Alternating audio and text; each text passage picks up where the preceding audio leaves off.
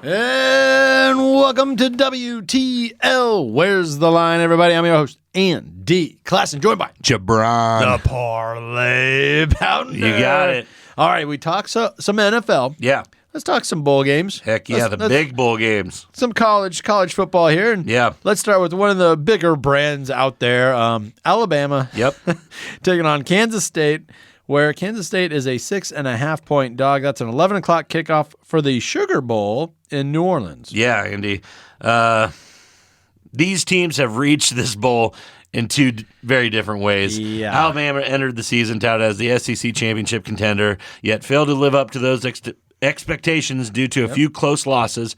K-State was not originally seen as a Big 12 threat, yet proved everyone wrong week after week. Momentum is key. T-Magic? A little T-Magic? A-Magic, yeah. Yeah. Momentum is key, and at this point in the season, the Wildcats have it. They are expected to have 0 opt-outs, meaning their stellar defense will be ready to go against this Alabama team that is supposed to have record high opt-outs for the NFL. Yep. Alabama has lost 3 of its last 4 Sugar Bowl appearances, so I am going to back the Kansas State Wildcats in an upset, 27-24. Go Cats. You know, I heard a little bit about this, how many players are opting out, and it's Alabama, so a lot of coaches are looking at different, jobs, the coaching carousel. And the Wildcats, they're on a high, man. They won that Big 12 championship game. Yep. That was fun. Our boy, shout out Micah. Yep, shout him out. I mean, he called said. it.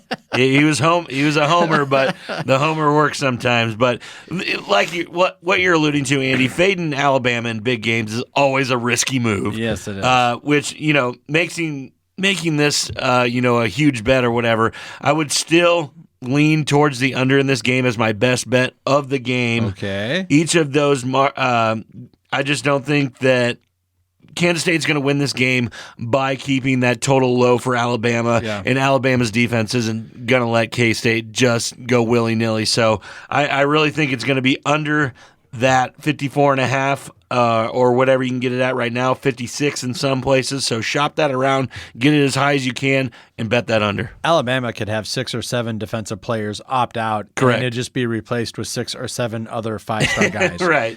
So there's not going to be that big of a drop-off. But there is going to be a drop-off, and 6.5 is a lot of points there. Yeah. And as you said, if it's not prime time, if it's not the championship type of deal, Alabama's been able to drop a few games over the past few years.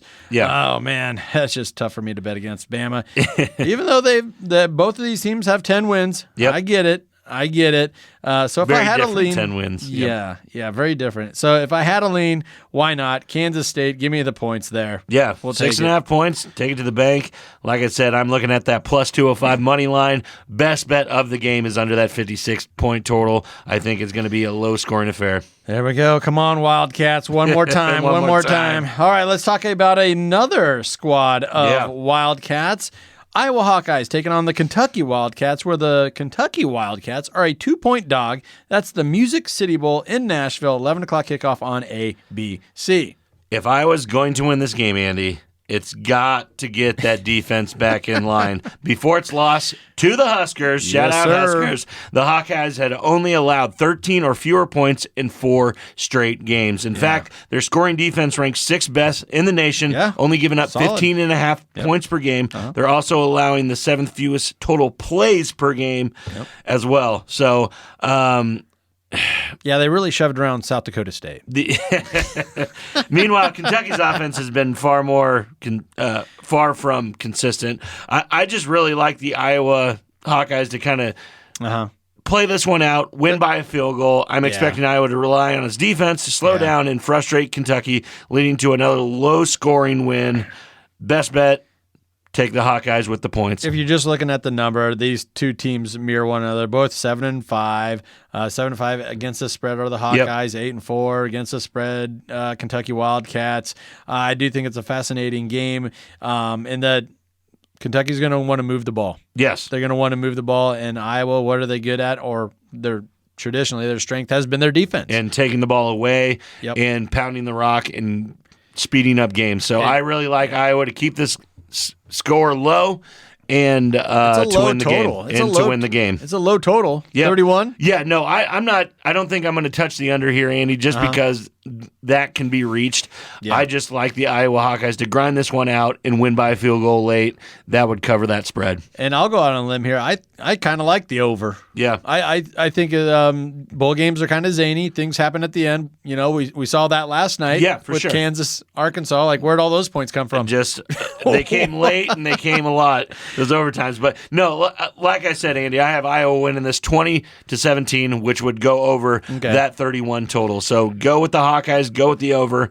I like it. All right. Well, we can agree on that. We can go ahead and agree. We don't have to disagree all the time. There you go. All right. So Music City Bowl. Check it down for weather. Check it down. All right. Let's get to the main event here. Yeah. All right. And let's start with the afternoon game, a 3:00 kickoff on ESPN, the Fiesta Bowl in Glendale, Arizona. Yeah. The Horned Frogs of TCU taking on the Wolverines of Michigan. Wolverines a heavy favorite here, 7.5.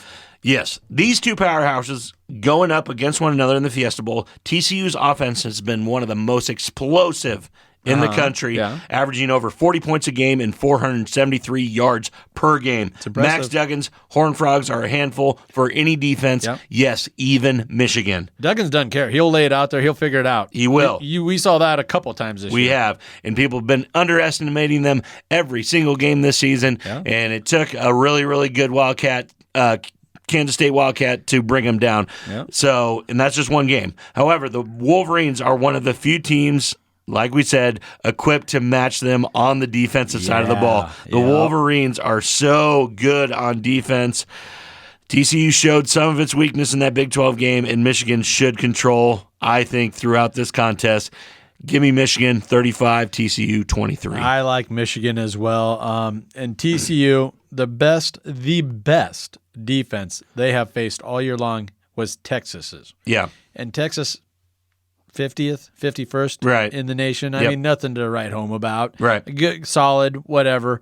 But this is nothing like Michigan. What's Michigan right now, number 3 or number 2? Yes. Overall defense. I just think, I don't care if it's Duggins or whoever, they are going to have a heck of a time trying to move the ball on this Wolverine defense.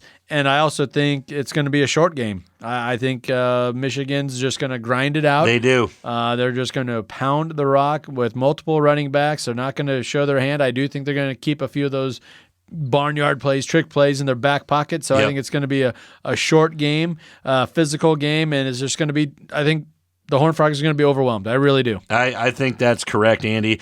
I do think that Michigan will cover this 7.5. I think they will. So that over/under sitting right there at 58.5. I think that probably happens as well. You think so? It'll be pretty close to it. I kind of like the under because I just think Michigan's going to shorten the game, and this defense is a different animal, different than anything TCU's seen all year. Right. I really do. I like the under. Okay. You persuaded me. Okay. You persuaded me. Well, I mean, it could even be something like 42 to whatever, 17. Yeah, no, I got this Michigan 35, TCU 23, which is right there at 58. So if it's 58.5, I would, so I'm leaning under a 2, I guess. All right. There you go. There we go. A little persuasion there. Yeah. All right, let's move on to the nightcap. Yeah. This is a big one. This is going to be a lot of fun. 7:00 kickoff on ESPN, the Peach Bowl in the ATL. Ohio State taking on Georgia. Yeah, the Peach Powerhouse Bowl is what I'm calling it. I really think Georgia kind of, got the, bad end of the stick on the playoff matchups here. I believe that Ohio State probably is the second best talented team in the nation, right behind Georgia. Okay. I think they're a little bit more talented than Michigan. Obviously, Michigan took care of business against Ohio State. It's just funny that Georgia got the draw of one of the most talented teams in college football, but when you just have a four-team playoff, that's what's going to happen. You're going to have to play them at some point. Right. So I know that Georgia's not scared of them or anything, but this is going to be a little bit better of a game than I think the earlier slate. And the reason that this is the nightcap for everyone. A lot of score predictors and different models actually have Ohio State on winning this one. Yeah. By a couple of points. But Georgia's favored by 6.5. So when I just see that, that's sometimes where I just got to pinch my nose and put my faith in all these different cybermetrics that get thrown into things. If nothing else, I think this could be a really, really good game, and that Ohio State, at least they're going to keep it close. Yeah. Georgia's defense isn't the defense that they had a couple of years ago, even last year. No. It's nowhere close. They're vulnerable to big plays. They have been all year. It's just that they've kind of Kirby Smart has figured it out. Yeah. Just like Nick Saban. The way to win games is whoever gets to 40 first. Yes. Their offense, they're awesome. It's an awesome offense. I'm not so sure about their defense, but I do know about Ohio State's offense. I do. And it's one of the most ferocious. Stroud's going to have a day. CJ Stroud is looking to push that draft stock through the roof, trying to go top 10. This is a perfect chance for him to be the best team in college football. I really like Ohio State to keep this one close. So I am taking those points. That 6.5 points for Ohio State. I do think Georgia wins with the field goal late, but I think this might go way under this 60. Way under? Really? Way under this 62.5. I got this game ending 27-24 Georgia. Jeez, with all these big playmakers in these offenses? That's everybody's going to be tight coming out. Okay. It's championship. Okay. Everybody thinks that this is probably the championship game. Right. Because if Ohio State gets against Michigan again, it's a different ball game. So I really like Georgia to win this game late, but I like Ohio State to cover. All right, well, there's the horn. I'll go with that. I'm going with Ohio State. They can cover this. Give me those 6.5 points. I'm with you on that. I might lean towards the over if I had a lean. Yeah. I can just kind of sidestep that though.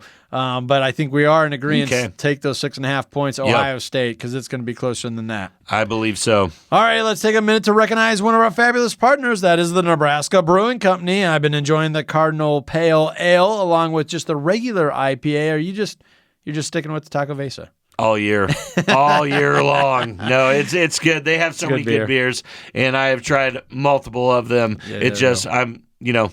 Thursday, it's Taco Vesa Day. Nebraska Brewing Company, world class in every glass. Don't go anywhere. This is WTL.